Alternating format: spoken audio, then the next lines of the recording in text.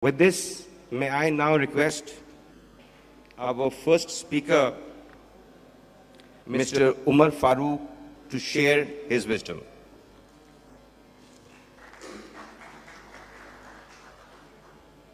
Assalamu alaikum, everybody, distinguished guests, honorable CEOs. It's been a pleasure here. I want to tell you about myself first that when I joined the company in 1995, I belonged to Interwood, and there was no governance at that time. There was a purchase system that used to operate in the company, and that purchase system rotated around the company, and the whole system operated on that. It worked at that time. But when I joined the company, I did my degree in furniture production. And what I learned from UK was not about furniture, but mostly about how to get yourself disciplined and work in a systematic manner. So here I was joining my company in 95 and thinking, what am I doing here? And where there is hardly any method of production which were very obsolete at that time, or you could call them at that time, very conventional way of doing things. So we started this journey in 1995. I started this journey along with my father and my brother to revamp the company. And what we did was we started to invest in technology. And what did that do was to went towards automation, and that resulted in good governance and resulted in reduction in cost of production.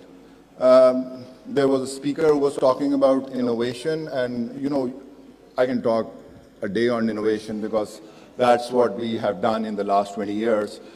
So we did technological innovation. We brought in a lot of technology to automate our systems or processes. A door that was made in like 30 days, now we can produce 300 doors a day. So that's where we've come from, and that is done because we've invested in technology that can meet to the demand of the market. So coming to the subject, then we started investing in SAP and softwares like this, which helped us in getting our operational challenges resolved. So the point I'm trying to get at is when you run a company, you have to have good governance. And for that, you are in that certain phase of that company where things need to be addressed at that time. So if you are at a small company, then you have to accommodate your governance standards accordingly. So coming to the big picture, which is the national side, I think what we need at the moment is a lot of honesty, trust, and ability to do hard work, and which is, I think, as a nation, we are a little lacking, and our education system also needs to be looked into, which can look into the modern ways of governance and can adopt to this, which can link to good governance. Simple things like that. We can't keep our streets clean. So if that culture is not there, how do you think that you can beat China or Germany?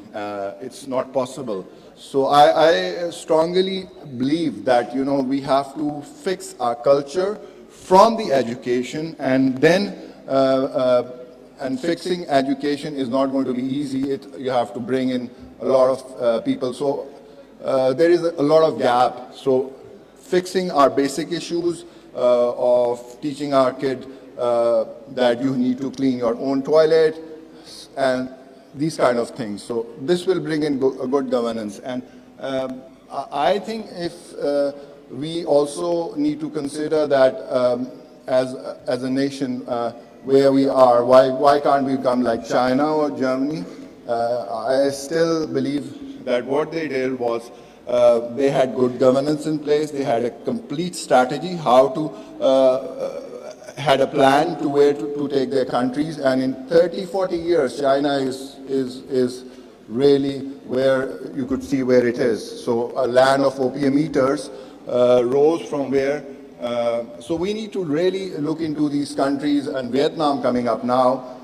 taking a significant part in disrupting the world as well. So in furniture only, Vietnam is going to be the second largest producer after China. We're going to do $8 billion.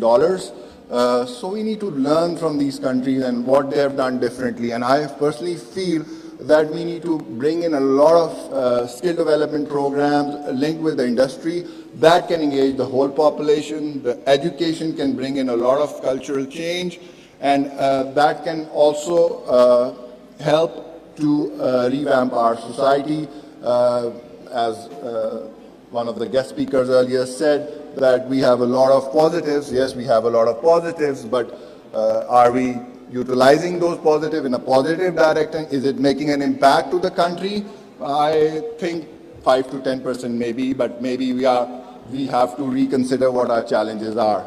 And we all have to think as collectively what's going wrong. Why don't we pay our taxes? Why do we hide our taxes? So simple things like that. We have to answer these questions. Nobody can answer that to us. So we have to dig deep and really think how can we fix these basic issues of honesty.